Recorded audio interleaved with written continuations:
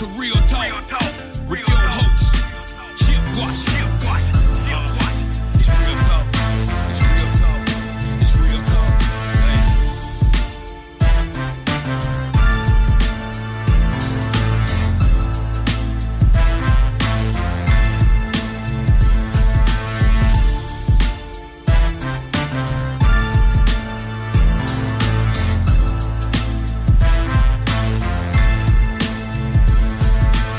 And here we go on this Monday. It is the 27th day of May, 2024, also known as Memorial Day 2024, 6 o'clock straight up. Glad to have you with us. It is time for Real Talk Memphis. I am your humble host. My name is Chip Washington. Glad to have you with us.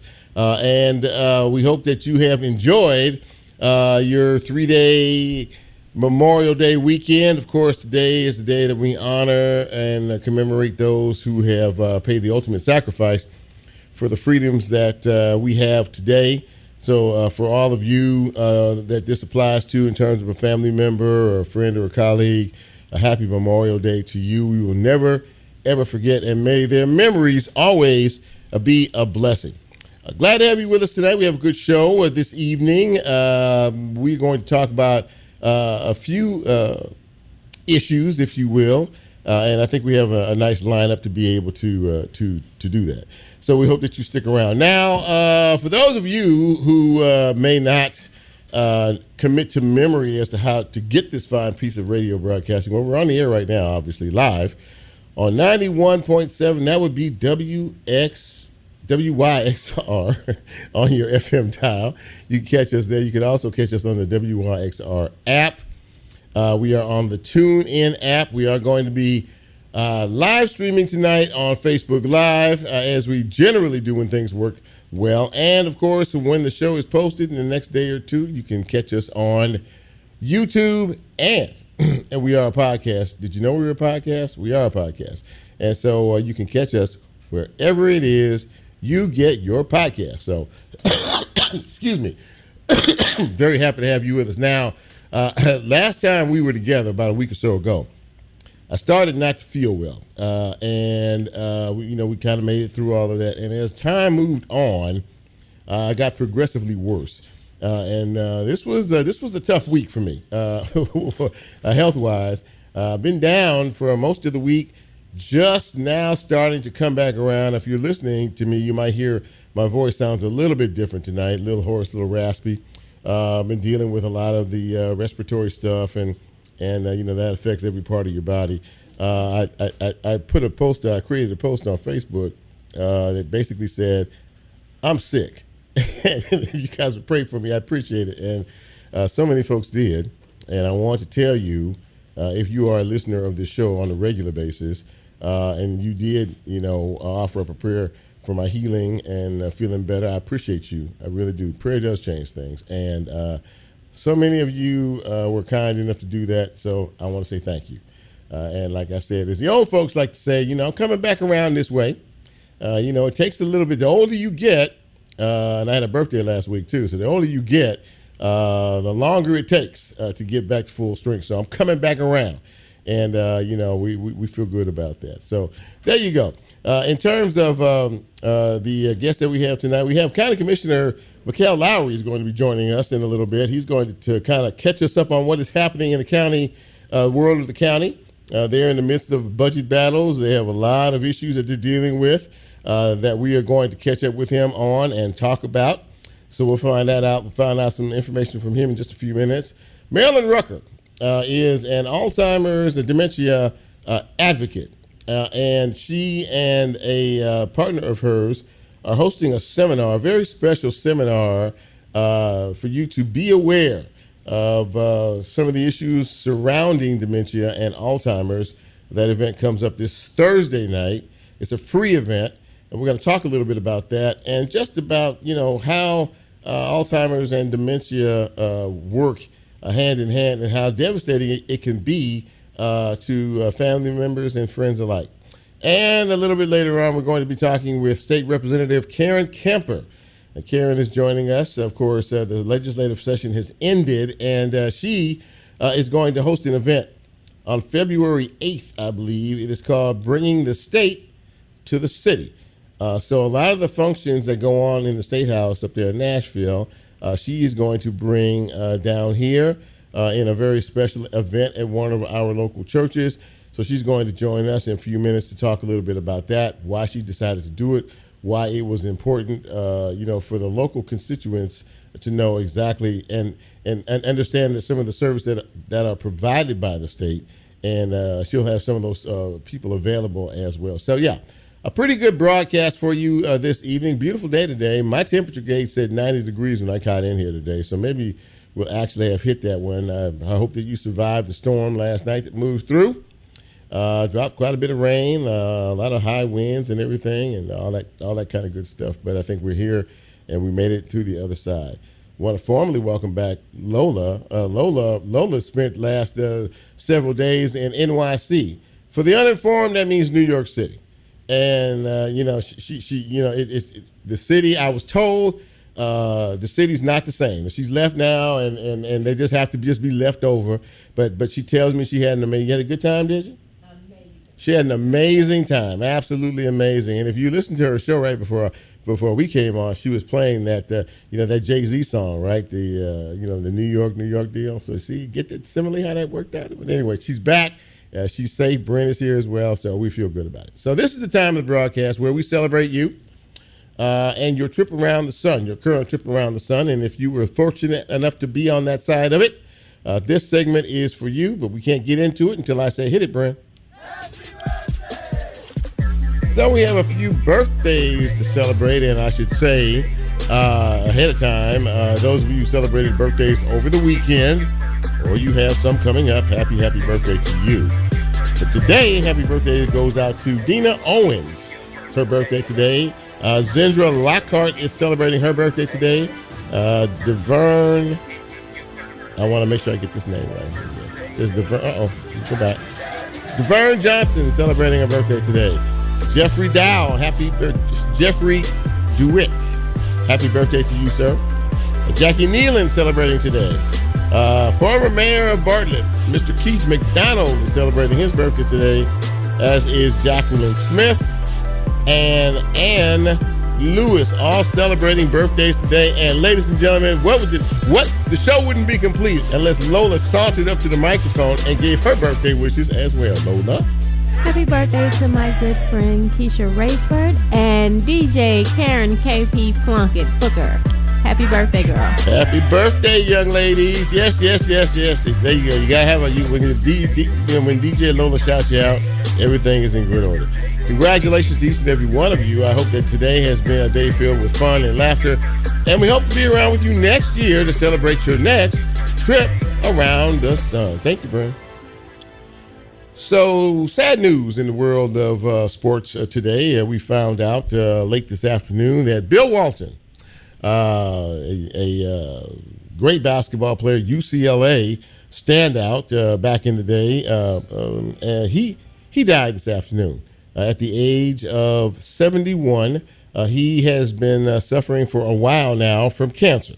And the big redhead, of course, has been an announcer on ESPN for the many years. Of course, he won a couple of championships in the NBA, two college championships with UCLA, where he played under the watchful eye of Coach John Wooden. So yeah, that's a big loss. He was a very funny and entertaining young man, and of course, like I said before, he passed away at the age of 71, and may his memory always be a blessing. So it's kind of going to be an interesting week. Now today, of course, is Memorial Day. It's a holiday for everybody, so a lot of folks are off, and I'm told that this particular year, last Friday, was the busiest travel day of the year on this Memorial Day weekend than we've seen since before the pandemic.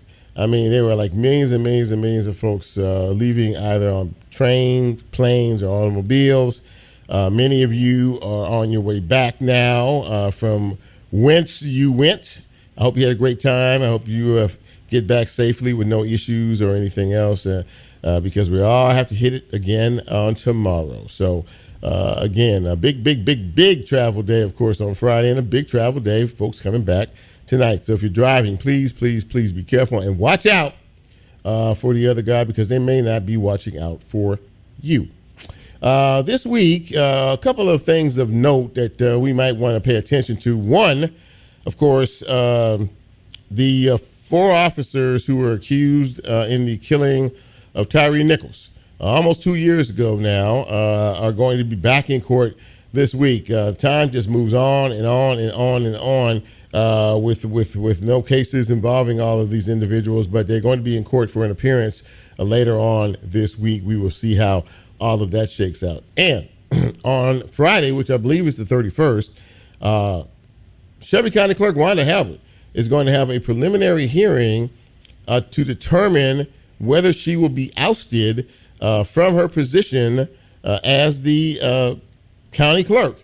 Of course, we've gone back and forth many times about some of the issues that have gone on in reference to Wanda and that office. And of course, a formal petition was filed by the state of Tennessee wanting to remove her from her position. This is rather unprecedented because she's an elected official, and she was reelected in 2022 to that seat.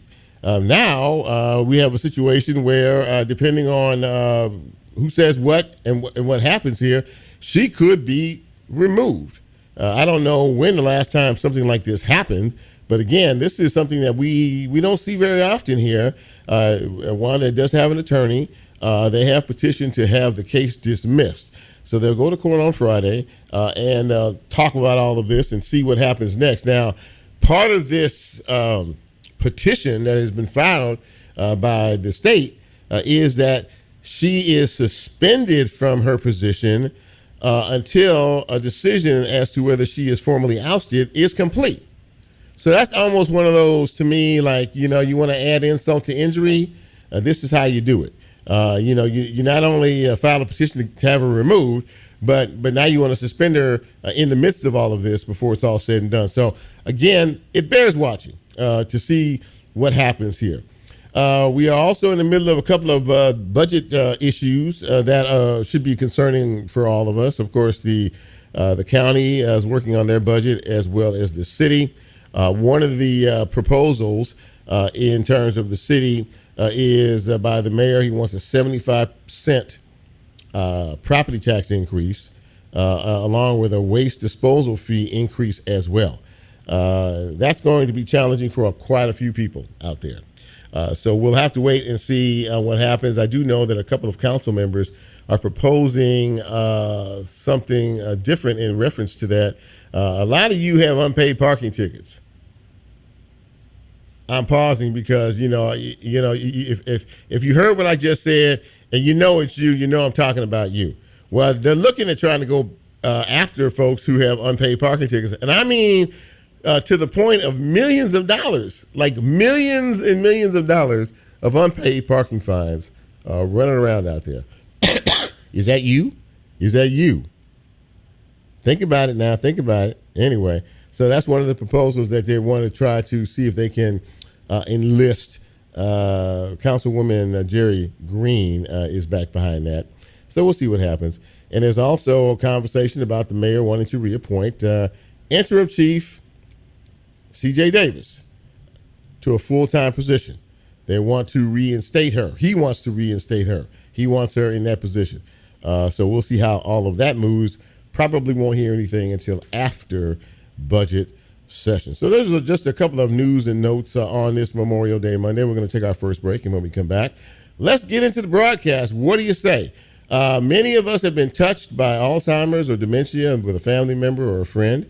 We're going to talk a little bit about that and a special seminar coming up in just a couple of days on this edition of Real Talk Memphis. I'm Chip. We'll be right back.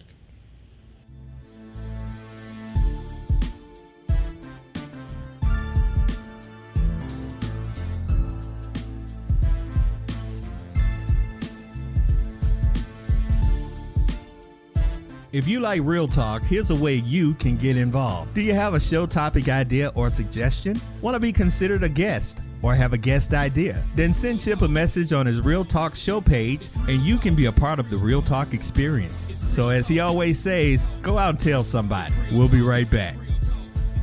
It's real talk. It's real talk. It's real talk. It's real talk.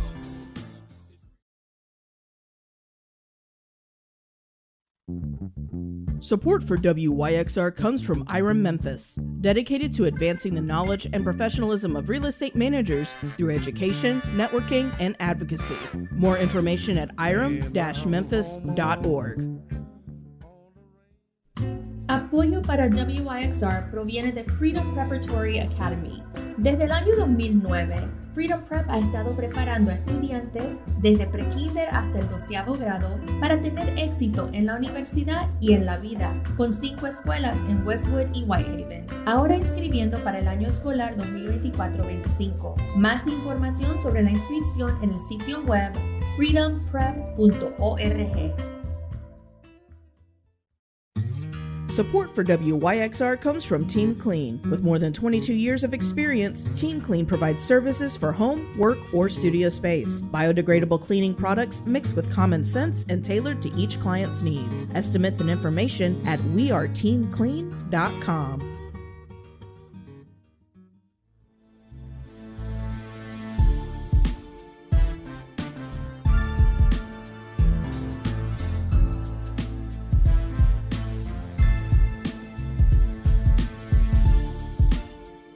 Get Real Talk on the TuneIn mobile app under WYXR, and he's now streaming live on Facebook. And you can also catch a rebroadcast on YouTube. Just put WYXR in the search box and hit subscribe. Now back to more Real Talk with Chip Washington. It's real talk. It's real talk. It's real talk. It's real talk. It's real talk. It's real talk. It's real talk. And welcome back to Real Talk Memphis on this Memorial Day Monday. Chip with you. And of course, as we talked about at the top, one of the things that many of us who may have dealt with at one point or another in our lives with a family member or a close friend or a colleague, and it seems as if we're seeing more and more cases of it, and what the it is I'm talking about is Alzheimer's and dementia. In order of what happens first and second, it's usually dementia, then followed by Alzheimer's. Well, this is something that is crippling for so many folks.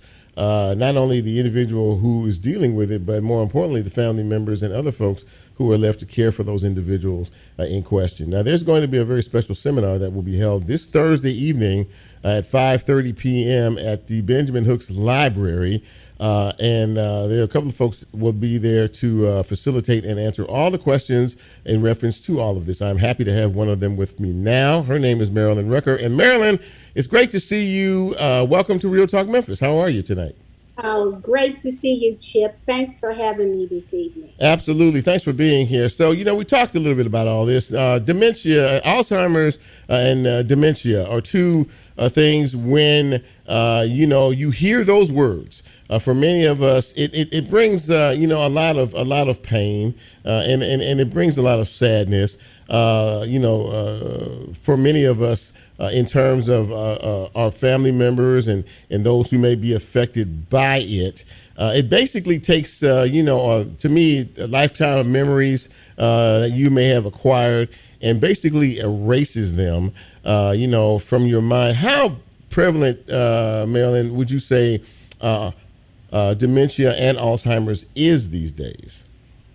Well, Chip, it is such a significant thing for me. I've been in the healthcare field for over 20 plus years, and I'm with Majestic Gardens at Memphis. So we decide to present a platform to help the community. And each year we do something a little different. Last year we talked about elder law, how to get your affairs in order as you grow older. But here I wanted to touch bases on dementia and Alzheimer's. It's all around us. It's no longer just the older generation, Chip. it's affecting the younger generation. It's affecting the baby boomers, and it has a lot to do now with lifestyle changes. So we want to touch bases to tell you what to look for, how to handle it. We want to give you resources, and it's not only hard on the patients themselves, but it's harder on the caregivers.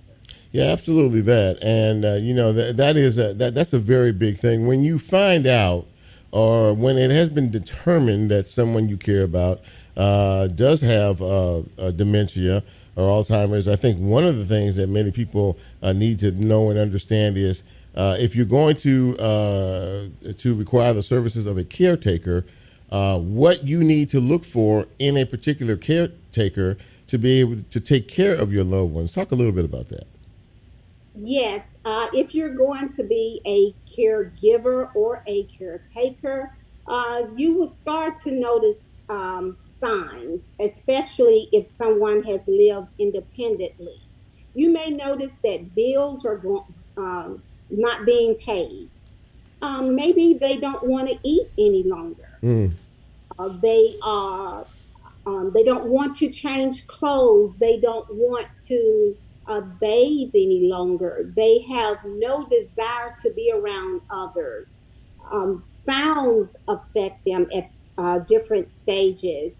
A touch, the way you touch them, even the tone of voice that you use can actually set them off if they're at another stage in this disease.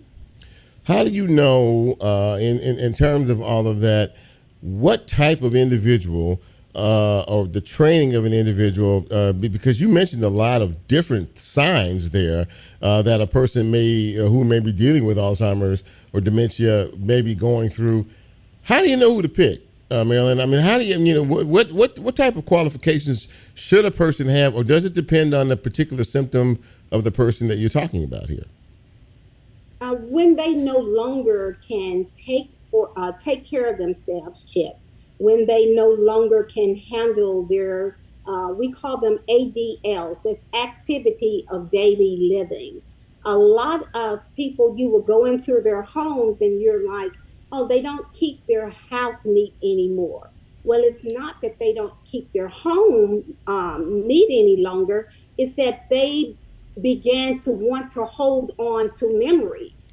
So they began to collect things to just have a sense of holding on to things. You will also find that they may, as we grow older, we have a tendency to say, oh, where did I place my keys? Right. But the next year, you may drive and not actually be able to find your way back home. And you may have lived in this home over 20 plus years. Mm-hmm. It's a gradual disease, but it's important that you catch it in the beginning stages. And it's not only affecting the younger generation now, because it's induced by different alcohol, drugs.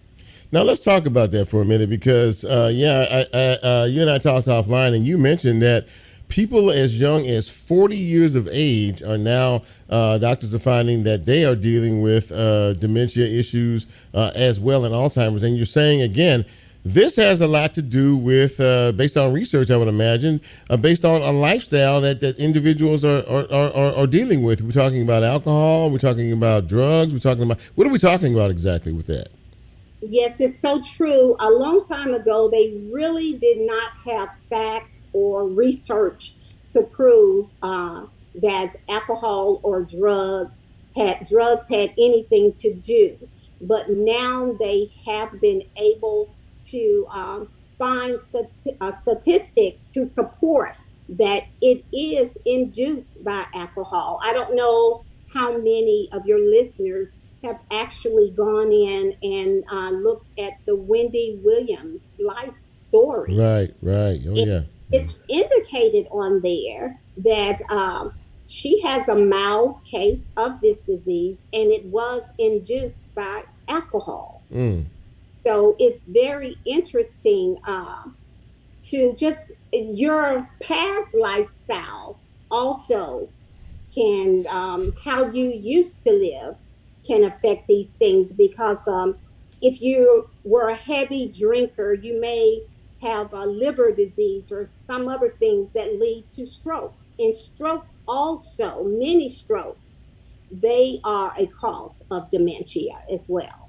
Now, you, like so many people in this country, had to deal with this on a personal level. Your mother, you had to care for your mother who had Alzheimer's and dementia. And that really opened your eyes, I would imagine, and really changed your perspective on a lot of things. Talk a little bit about that. Yes, Chip, my mom, she had dementia, and it later developed into Alzheimer.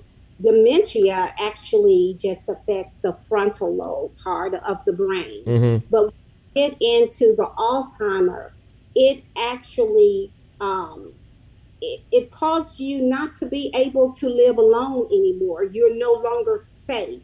You may not only to yourself, but others around you. It just depends on what stage you are at. But my mom, I noticed that she was forgetting a lot of things.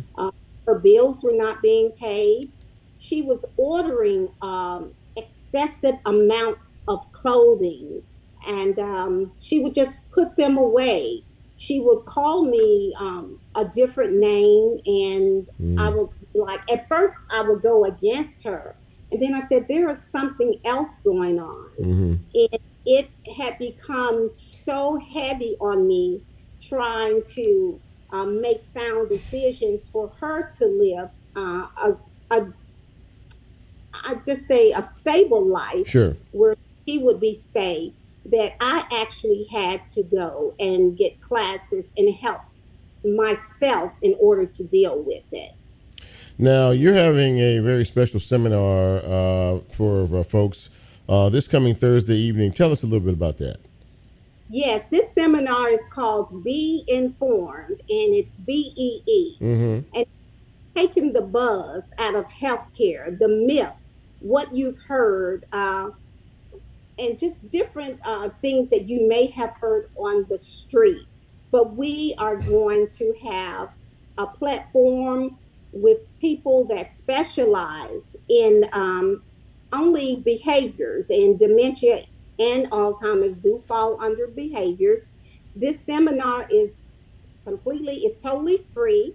It would be at the Memphis Public Library, and that's the Benjamin L. Hook Library at 3030 Poplar Avenue, coming up this Thursday, 5:30 to 7:30 p.m.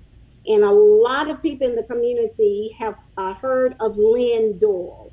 She will be the speaker, and she will be answering questions as well as providing resources. This is a very important event. It is something that you all have come up with to answer those difficult questions that people just don't understand. And again, we want to emphasize that it is free to the public. So all you need to do is take a little bit of time. If you have some questions that you really want answers to in reference to Alzheimer's and dementia, please go to this event. Marilyn Rucker, thank you, Marilyn, for coming on the show tonight. This is a very important issue that many of us don't talk about, but so many of us are dealing with, and it needs to be brought to the forefront. Thank you for what you're doing to be able to do that, and we wish you nothing but the best of success on Thursday night. Thank you, Chip. Thanks for having me. And also, we will be touching bases on the financial part of this to assist you on how to go about paying and receiving financial assistance. Wow, absolutely that. Marilyn, thank you again. I really appreciate you. Have a good evening. We'll talk to you again down the road. Appreciate you. Thank you. God bless you. You too. Bye. There you go, ladies and gentlemen. Very important issue, very important topic of conversation in many households. And again, Thursday evening, 5:30 to 7:30 at the Benjamin Hooks Library, a seminar on Alzheimer's and dementia. We're going to take our break, and when we come back, we're going to continue on this Monday edition of Let's Talk About It on this Memorial Day Monday, right here. This is the Real Talk Memphis. I'm Chip. You know who you are. We'll be right back.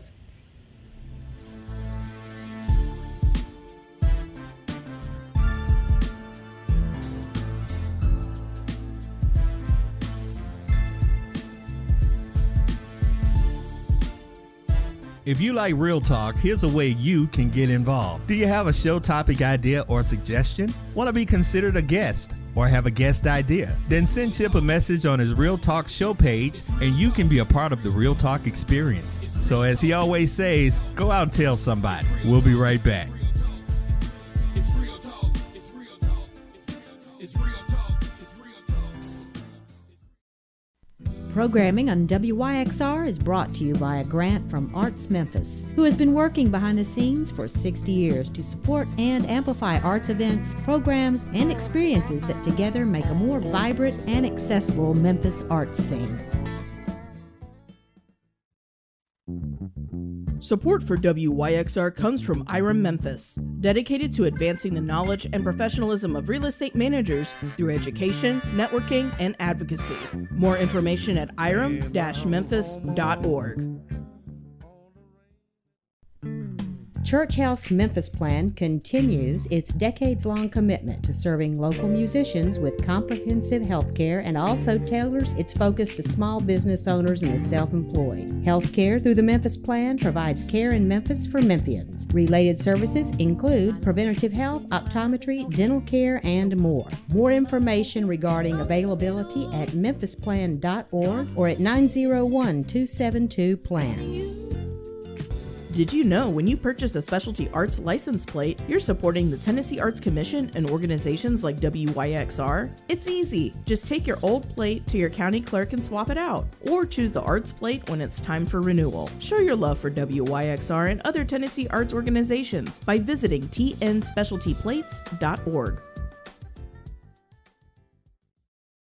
Connect with Memphis on WYXR. We offer sponsorship opportunities that expose your brand to our loyal listeners who value local arts, culture, and music. Support public radio and be part of our community. Explore more at wyxr.org/sponsorship.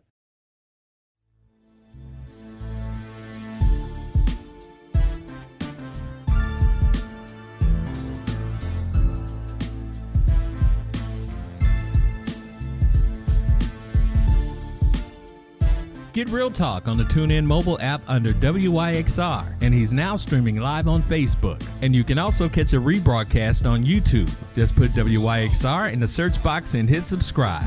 Now back to more Real Talk with Chip Washington.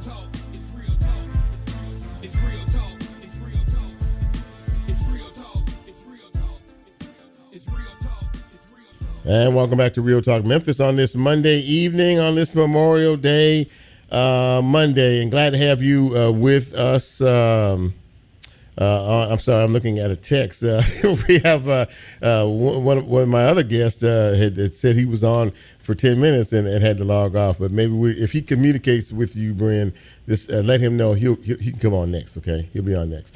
But in the meantime, we do have our next guest with us. She is someone that all of us know.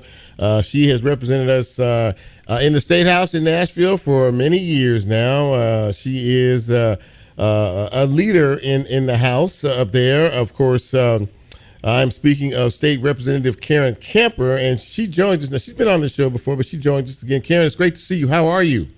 I'm doing well. Good to see you too. I saw your thing saying you're sick. Is my volume down? No, you're good. You're fine. You're perfect. You're good. You're good on this. On this end.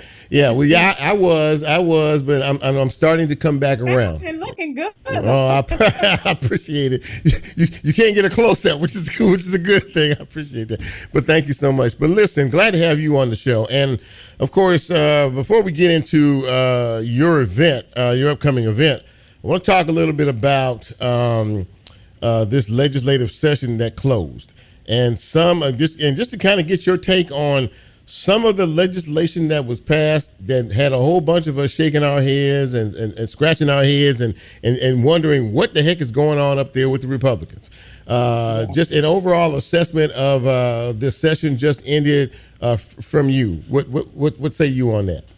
Thank you, and I appreciate your interest and your audience interest in learning more about what's going on in the State House.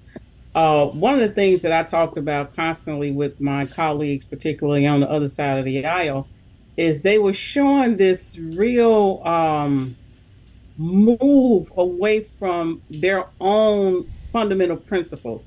For instance, local is best. Well, not really now. It's a lot of overreach. We're going to tell Memphis what to do. We're going to take this from Nashville. So it was a lot of taking back local power and authority we saw this year.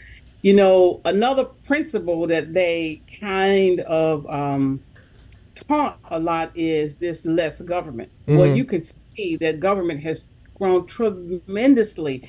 And even in this year in a down revenue, we still spent $52 billion. And so all of this talk about who they say they are, I kept seeing with some of the legislation they were proposing and passing, that they were moving away from who they say they are. And that's troubling. It truly is. And kind of what you said, I think a lot of people feel, based on some of the legislative action that has taken place, that there is some type of negativity towards Memphis and Shelby County. I mean, it really seems like we have this big bullseye on us and everything that they can do to sort of take us off into a different direction. I mean, I was hoping, like many people were hoping, that gun control would have been a major part of this legislative session and really trying to address it. But we saw zero goose eggs in reference to this, and I know how passionate you are about this, and a lot of the Democratic colleagues of yours are. But it just seemed like there was absolutely no interest, and more importantly than that, Karen, they were ignoring the will of the people. You had people in those chambers up there who were protesting and begging for something to happen. How do you feel about all that? That was terribly disappointing because at the end, if you remember at the end of last session, when the Covenant shooting had taken place, and that same night we had the shooting out at Privé. Right. It was another mass shooting that exact same night. That's right. And how people were really hoping and expecting and preparing for an opportunity. I talk with my Republican colleagues, both the leader and the speaker and the Republican caucus chairman, say, hey, y'all got a good chance now. Let's do something about it. People's mind is ready, even the ones that, don't want, to fool with your guns, blah, blah, blah. You have an opportunity. They did not take advantage of it. What they said was, well, we'll come back in a special session. The governor's going to call a session. And we did, and still nothing was done. So we came back this year hoping that here is another opportunity. The pressure stayed on. The citizens showed up day in, day out. But I tell you, the Republican leadership did not want to move on it. They didn't even pass the stuff that the governor wanted.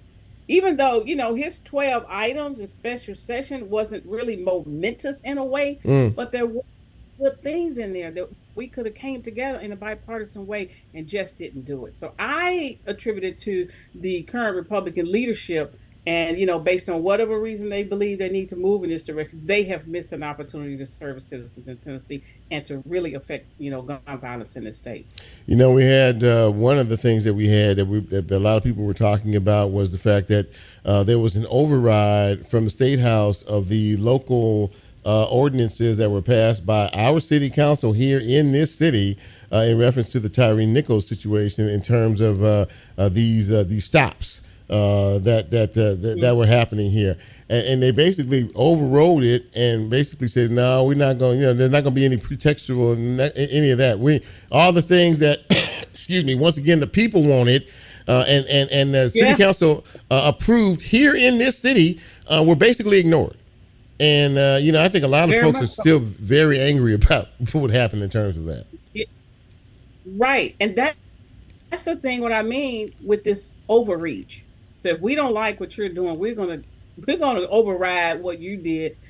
And the premise is local knows best. So if you're saying local knows best, and the citizens of Memphis have decided that this is what was best for them, then why would you decide to override it? Well, they did that, unfortunately.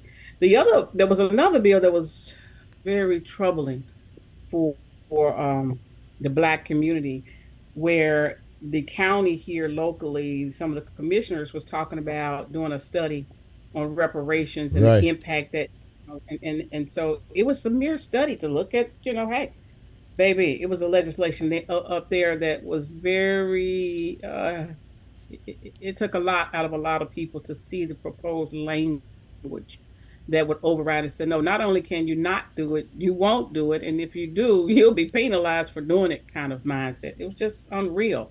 We were able to defeat that very late in the session. It was pushed to the end They rolled all the Democrat bills. They weren't going to allow us to pass anything until the very end, as a signal to us that we really are in control. And the point I kept trying to tell my Republican leaders is, look, man, you missing the opportunity yourself to do something about it. Yeah. But anyway, it was a trying time. We made it through.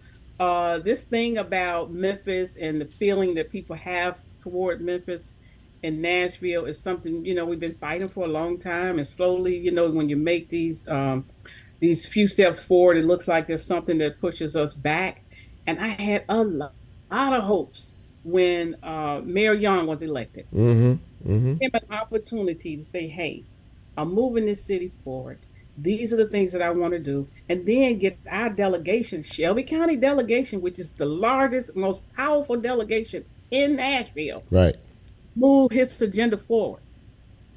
But no, they have a vision of what they want for Memphis. And so I'm still hopeful next year coming back in after he's got, the mayor's got his 100 days under him. He's got his vision together. He got his plan together, and it's working, that he can have an agenda that we can go to Nashville and fight for Memphis.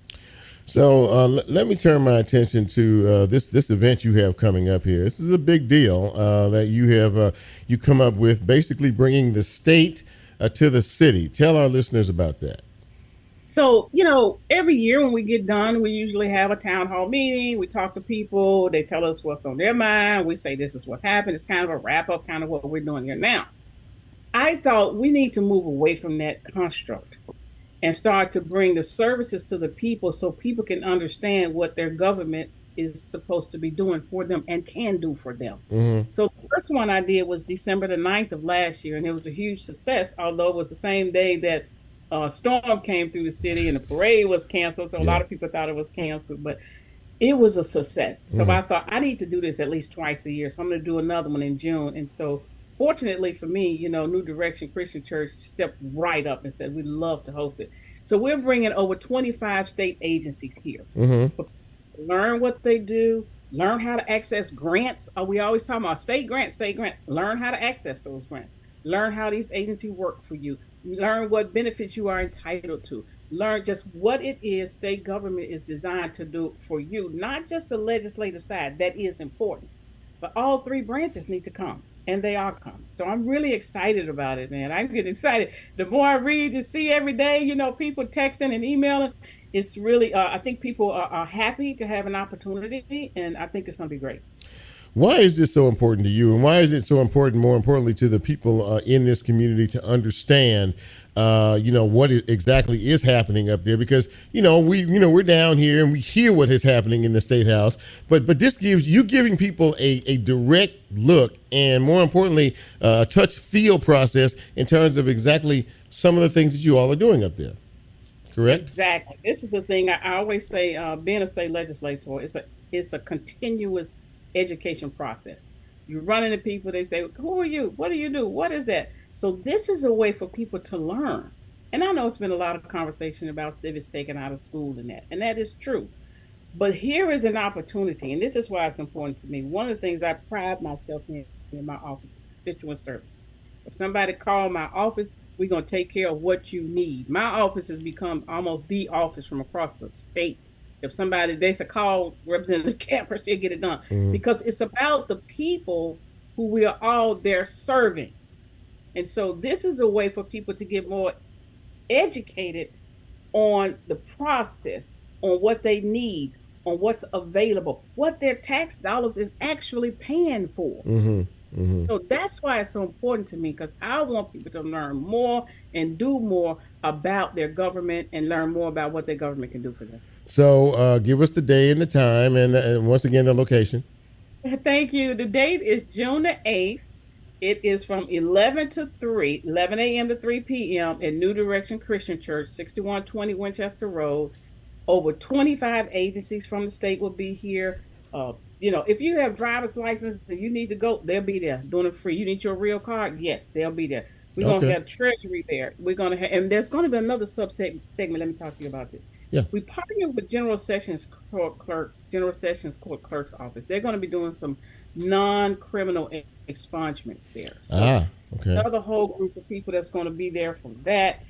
And so that's going to bring it up to about 40 different agencies there to help and serve the citizens of Memphis and Shelby County. That's a big deal. That's a pretty big deal. By the way, we're live streaming on Facebook, and your friend, the county commissioner, Erica Sugarman, is on here. She says, "Keep fighting." And then she asked me. She's another one. She has tremendous constituent services, man. Yeah. She sends stuff all the time. Look, take care of this, leader. Yes, ma'am. I got you. Yeah, absolutely that. Before I let you go, I want to. There's something else in reference to all of the things that were done up in Nashville this year. One in particular, maybe you can explain it to me because I still don't understand it. I call it the TSU takeover. Where they stripped that entire trustee board and replaced them with new folks up there because of some financial malfeasance and some other things. But how can we talk about that, Representative Camper, if we don't talk about the fact that the state of Tennessee, from what I'm to understand, owes TSU somewhere close to $2 billion? Please explain that to us. So first off, it's two pots of money. Let me just explain this so people can get a fuller understanding. Okay. So with the task force that Representative Love was able to stand up and get done and look back over the history of TSU as a land grant college, the state owed $554 million to TSU. That's one pot of money. Wow. They given a little over half of that to TSU. Park that there for just a second, because that's the crux of the problem, the reason that you're talking about. The other part is the federal government also took a look at all HBCUs and said, okay, what has the federal government did that would have required state governments to match or to do the same, and how much was that? That's the $2.12 billion that you're talking about. So that's a different fight. That's still coming. This other fight that we still owe them, which I believe, which I have no doubt that they will get, since the task force has decided that it will go. But what happened was, once they got the money, well, first off, they wanted to tell them how to spend it, how to do this, all the strings, all the stuff that they don't like from the federal government, those strings, they want to put all these strings on it. Yeah. And the president was pushing back on that. It's like, well, this is money that is due to us based on A, B, C, and D. Allow us to manage and do. And so it was this tug of war really between the legislature and the presidency. And she stood strong and they stood strong. And they eventually just came to a head. And in the meantime, there were these audits that were done that were not favorable. They were not favorable. But there was no purpose, ill intent done either. But because it wasn't favorable, they used it as a way to say, oh, okay, well, we can restructure the board. Sit back and let this happen. The board didn't bring her in. The board didn't do this. So that's how they was able to, work their way to say we need to disband this board.